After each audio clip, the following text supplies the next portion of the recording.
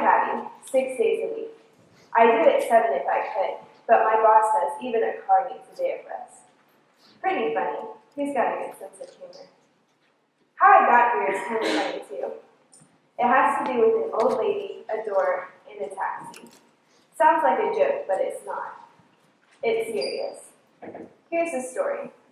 One day, I get a call to pick up a fare. I pull up to the curb, and an old lady hobbles up to my cab. I hop out and open the door. She thanks me and climbs in. This old gal looks as if she doesn't have 2 nickels to rub together. Where to, ma'am? I ask. She gives me an address, 2248 South Line.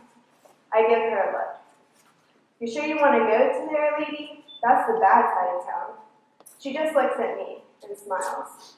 It's none of my business, so I say, as long as you got the dough, I'll take you wherever you want to go. You got the dough, don't you? She laughs and flashes a few bills. I start the cab. We roll. Now it takes about 30 minutes to get to South Line. We make small talk. Weather, taxes, you know. We get to the address. She gets out and knocks on the door. I turn off the meters and stick around. I don't have nothing better to do, and it wasn't exactly the best locale for an old lady to be hanging out. Like I said, she knocks. No one answers.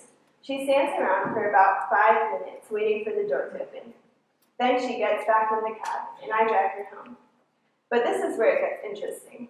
You see, that same old woman called for a cab the next day, and the day after that, and the day after that.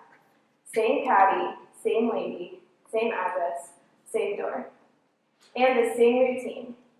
She knocks at the door, and no one answers. She stands there waiting. Now someone was inside for sure. I saw a curtain move. This went on for days. Then the lady started bringing stuff and leaving it on the doorstep.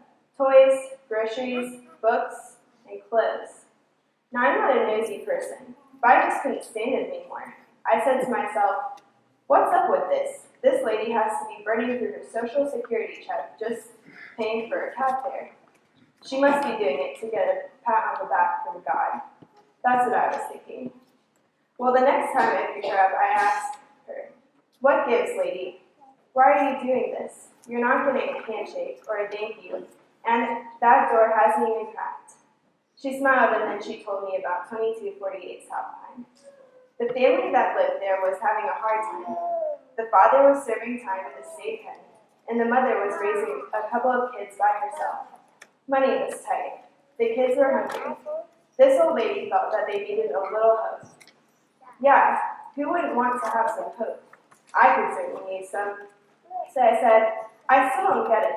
Hope's good, and all this stuff you're leaving on the doorstep is great, but that door still ain't open. She smiled again and said, I'm not doing it for the door. I'm struggling to understand. You're doing it for yourself, huh? She leaned forward and said, no, I'm doing it for the least of these.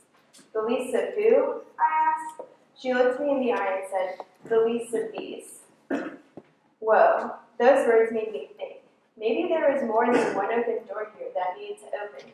Maybe somebody was knocking at my door. Maybe I'm the least of these. So that's why I'm here. That's why I'm here.